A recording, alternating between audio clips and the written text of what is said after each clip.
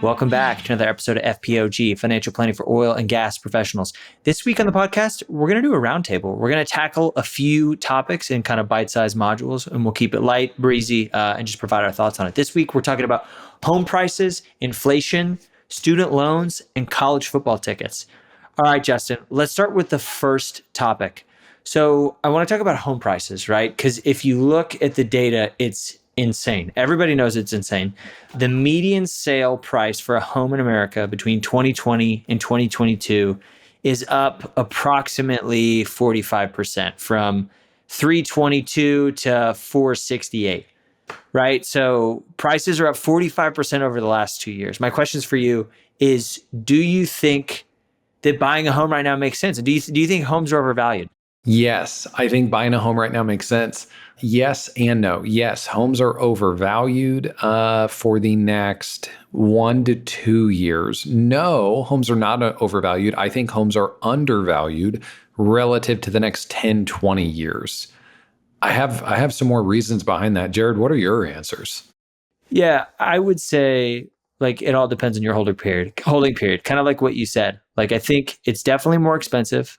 But I don't necessarily think it's as overvalued as people might think, right? I think there was such a big delay in home ownership and household formation for a little while. Like as kind of millennials came into money and kind of delayed some of the big family milestones of family formation and buying a house. Like I think there's a lot of room to run despite how much it's appreciated.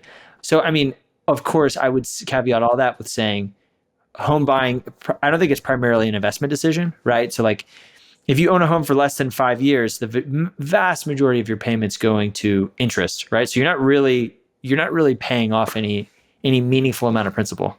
So like I wouldn't say whether or not it's a good investment should drive the decision. Like, does it work for your family? Like in my situation personally, I paid for a house that was probably 2x what it cost 5 years ago, and I have a 7% interest rate, which seems ridiculous, but like I'm really happy I did when it. you say it that way. But I mean, So bad, and I'm a financial planner, right? So I felt like if definitely not the right financial decision, and ideally in hindsight I would have done it earlier better, but I still have a lot of reasons to believe that it made sense for our family and that it's a good family investment, and that things could get more expensive. okay, I want to also give a little caveat here. Buying a house is not like buying an index fund. There can be a huge spectrum of if you're in, Houston, Texas, or if you're in Fayetteville, Arkansas, if you're in Ann Arbor, Michigan, there are houses that you can buy today that are a really good value, make a lot of sense, will end up being a very positive investment. And then there's also houses on the market today that if you buy them, it will be a bad experience.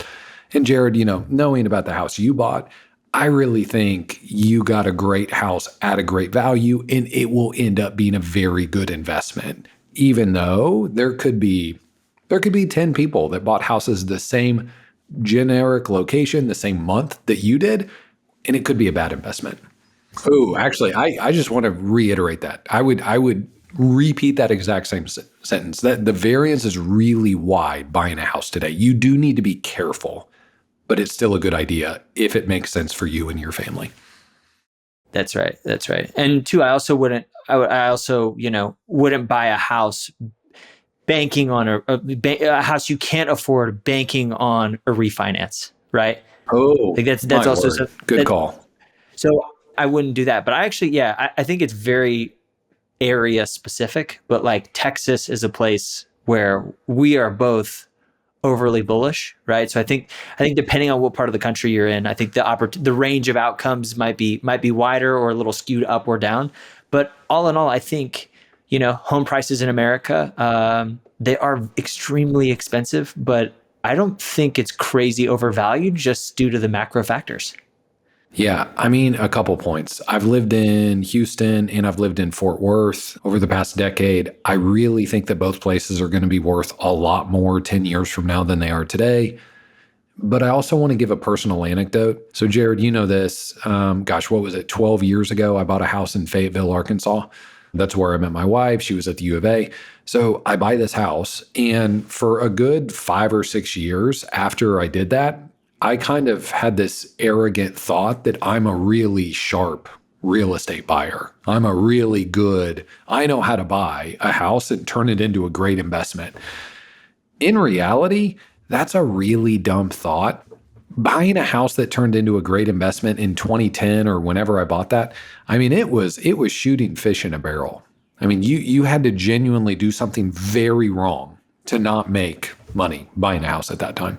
And so the difference there is those days are not where we're at today.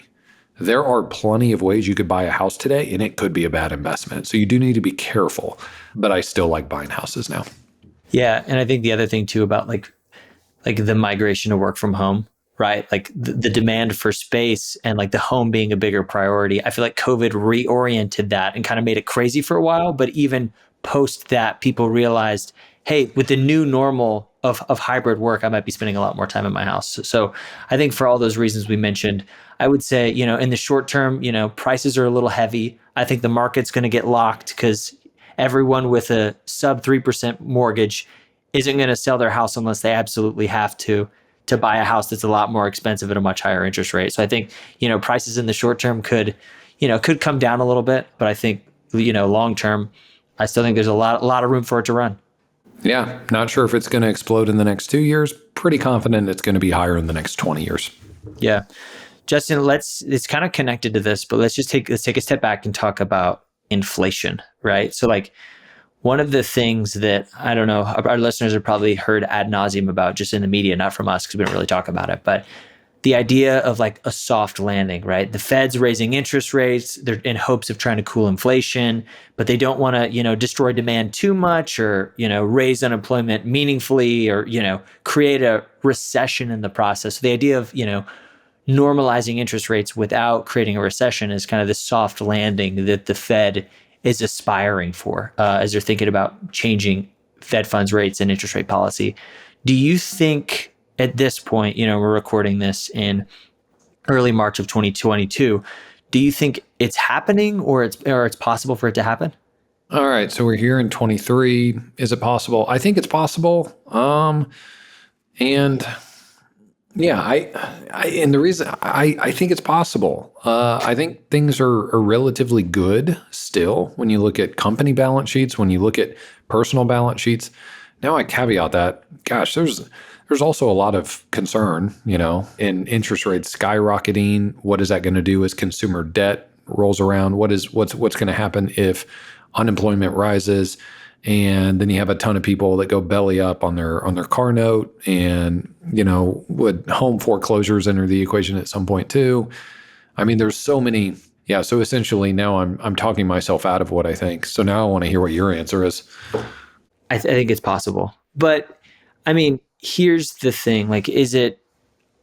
I think it's going to happen. I think the soft landing could happen if the Fed stopped pretty soon, but it doesn't seem like they're set on stopping soon. I think the Fed is too obsessed with the 2% inflation target that I think they're going to overextend. I think one of the things about like raising interest rates is like when you feel the full effects of that, like we raised interest rates a disproportionate percent in the last year. And like I don't think we've felt the full effects of that. Right. So I think if we stopped here and really just gave the economy time to digest those things, because I think we're still digesting those things, I think maybe we could have a soft landing. But I think the Fed is just too hell bent on getting inflation back to where it was, which I don't even know how much control they have over that. So I think it's possible. I don't think we're going to get there because I think the Fed's going to overcorrect just because the feedback loop. They're not letting the feedback loop take its full course and having the patience to give the market time to digest. All right, I want to unwrap some of what you just said about the feedback loop. When you raise interest rates, Jared, I would argue an appropriate feedback loop on that is 3 to 5 years. And we're talking about trying to make decisions after doing that after 6 months and stuff. So I say 3 to 5 years because guess what? Most of America didn't need to buy a new car in the past 6 months since interest rates have exploded, right? And for crying out loud, for the first 3 months of interest rates going up, I mean, you could still get 0% financing at dealerships and stuff.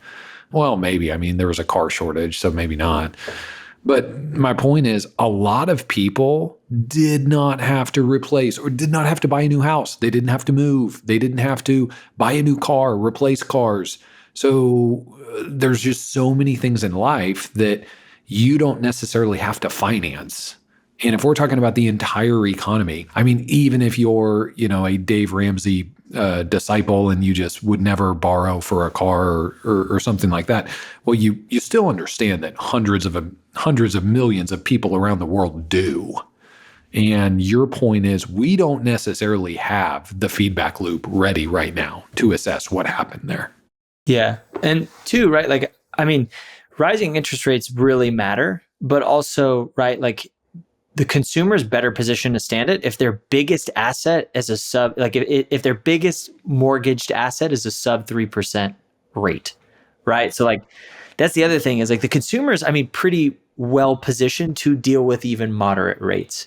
Kind of this was the second part of this, but like I don't understand the fixation on the 2% target, right? Like why are we so aggressive? So I don't think we're going to have a soft landing because the Fed's going to overcorrect. Is 2% even possible? I mean, potentially, but like that was what it was from 2010 to 2020.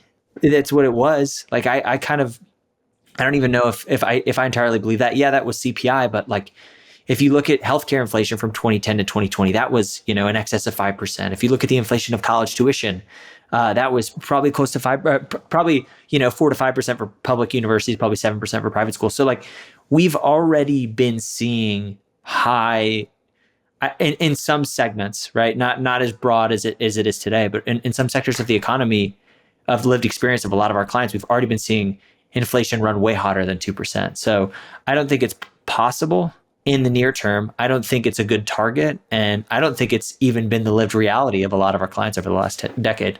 Great point. And you think about that feedback loop, the first question in real estate, I think it's also a little bit tricky to assess what is a home worth right now, because so few homes are on the market, because most people are sitting on their 2-3% mortgage and they don't want to change that. So inventory is exceptionally low. We've only had this high interest rate environment for home loans for less than a year.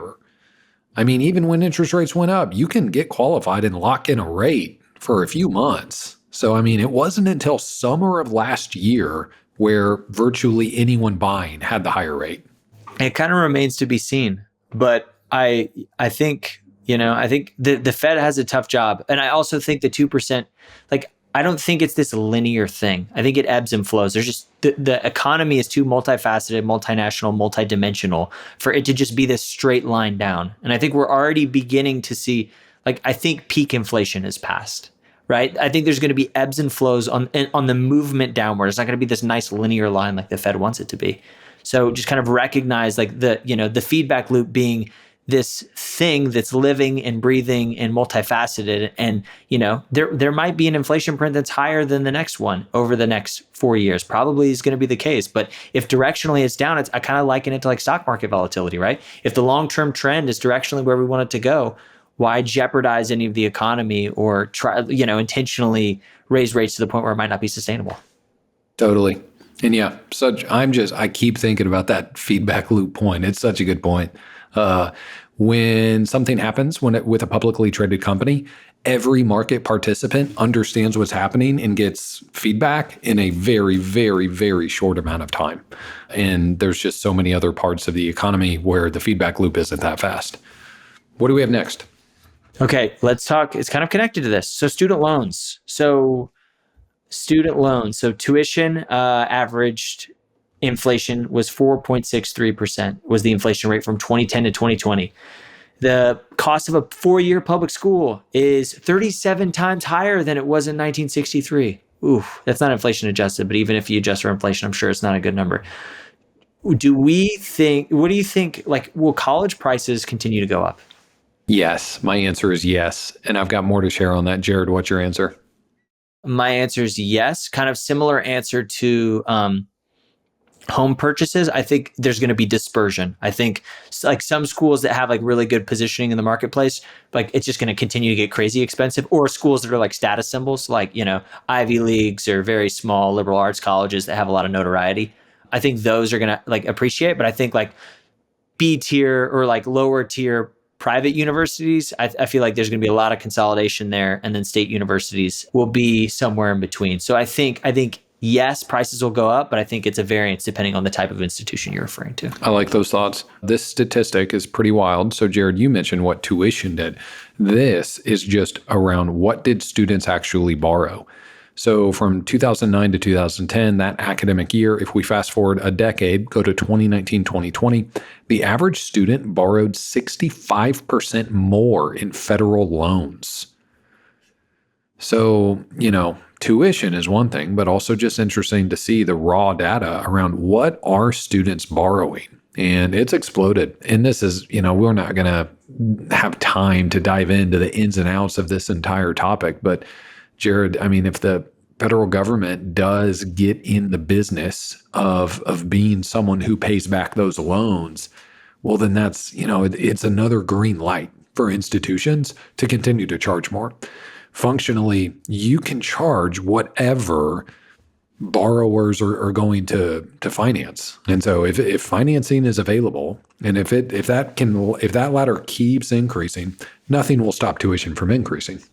It gets back to feedback loops, Justin. If you're going to make teenagers make a big decisions and, mortgage their future in the hopes of having a better opportunity set that's not really easy to numerically quantify, they're gonna take advantage of it, right? Like they're young, it's early on. Like they have a generation, like their parents believed, hey, this is the only way to be successful, to make a good living. Which I would challenge that notion, but I still think it's prevalent in society. And also, too, you don't really have to deal with the consequence. Like future you has to deal with those consequences. And so it's really easy to pay 10% more in tuition if you're not actually tangibly feeling the pain of paying that out of pocket today with money you have. Yes. I mean, I remember 8-9 years ago, reading the Wall Street Journal and seeing, some fun story about, look at this house in New York that's $12 million for a 2-bedroom, penthouse, and just thinking, how in the world are they able to do that? Surely that's going to come crashing down at some point. And then that exact same thought has been there with student loans forever. Surely Baylor or TCU is not going to be able to keep charging $60,000 a year. But no, they are, and the number keeps climbing. And their acceptance rates keep going down. Yeah, and there's plenty of parties that are willing to give money to 18-year-olds. And just like you mentioned, how easy is that opt-in? If you're 18, you don't know the full effects of it, and you don't have to deal with the consequences of it immediately. So you get a sign, and you get to go where you want, and yeah, I think it's going to keep going up. Yeah, and like to be super personal with this, like my parents, I went to a private high school, but for college, they said, hey, you're going to have to pay for half of it with student loans just to learn the value of the education. And it was one of those things where, in hindsight, it was helpful because I had buy-in and kind of understanding, but even still, it was so easy to get money. And it was so difficult to understand the incremental benefit, right? So I looked at a bunch of different schools with a bunch of different costs. But, one of the things that wasn't even explained to me, and I tried to conceptualize, but it was really difficult to do, is, okay, what's the incremental benefit of University A versus University B? University A may result in additional loans of X. What does that actually mean for my financial outcomes? And I feel like there's a lack of that education. And so I think colleges a lot of times just take advantage of it and just assume that, hey, people are going to continue to pay it. It's a valuable experience. People see value in the experience. And so we're just going to keep charging and raising rates. Jared, there's an unknowability there, right? I mean, you don't necessarily know what is the payoff going to be if you go to an ultra prestigious school compared to a state school compared to something else. And huge wide range of spectrums of where that can fall. Yeah, so there's just not a lot of transparency, and it's too easy to get the money. So for all of those reasons, college prices continue to go up because people will keep financing it. So let's close on another college note. Last topic, college football tickets, right? So I think it was Tax Cuts and Jobs Act, but historically the way college football tickets, or I guess in near history, you had to make a big donation to the university to be eligible in a pool to get college football tickets. But the benefit of that is if that deduction or contribution to the university was tax deductible, but Tax Cuts and Jobs Act stripped that away. So it just became a whole lot less tax efficient to give to your university the appropriate amount and in the appropriate way to be eligible for college football tickets. And you were telling me before we hopped on the show about, a lot of your Fidelity clients and, in the branch you worked at just being up in arms about that because it was a meaningful difference to them in their situation. My question for you, Justin, is do you think we'll see the tax deduction reinstated for college football tickets? I am going to predict yes. And, I guess this would potentially sunset in 26. And I'm just going to go out on a limb and say that we will get some tax deductibility back on college football season tickets. Jared, to your point, yeah, I had several, especially, Aggies in the Woodlands up in arms that their season tickets no longer had the 80% tax deductible rule applied to them. And we were talking about this. It's funny just how sharp every athletic department in the country gets because they can charge, your season ticket is $150, but you do have a required donation of $12,000 to be eligible to buy that $150 ticket, which is really smart. And now the rules changed. And so everything's tweaked a little bit. I think it's probably going to come back. What do you think, Jared? You're probably better versed in this, especially because it's a college football topic. For the fans, I'm going to take the other. I'm going to say it's not going to happen. So I think what's going to happen is the question ultimately comes down to, do the tax laws sunset or not? I think if the tax laws sunset, then it automatically gets reinstated. But I don't think tax laws are going to sunset. I bet there's going to be another piece of legislation. They're going to want to change some things, and that'll be one of the things that they won't want to let back in. So really, I think for me, it conceptually is, do tax laws sunset? I don't think they will. Or I'll take the position of I don't think they will. I think it's a jump ball at this point because they don't take, and because they won't sunset, a new piece will be introduced. Nobody's going to want to sign off on that. I think that's not a bad take. I could see it going either way. I hope it does. As many people have discussed, live attendance in sporting events has struggled a bit over the past 10, 15 years. So just as a, fan of college football, college sports in general, I would love to see it back just as kind of another incentive for people to buy tickets, go to games. It's really, really fun to have an environment where, it's a crowded stadium.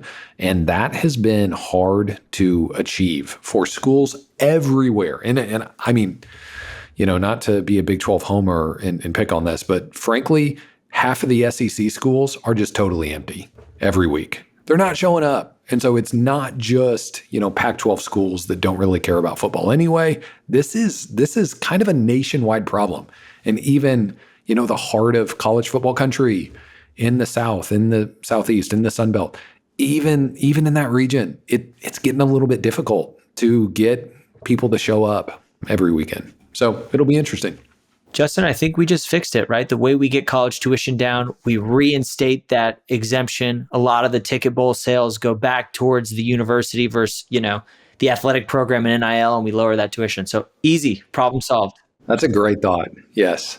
And maybe start allowing foreclosures on student loans to stop some of the borrowers. Yeah. Make it not exempt from bankruptcy. But that is outside of the scope of this lightning round podcast. Love to hear your ideas on this format and what you think might be good for us to riff on for future topics. Thanks. We'll see you next time.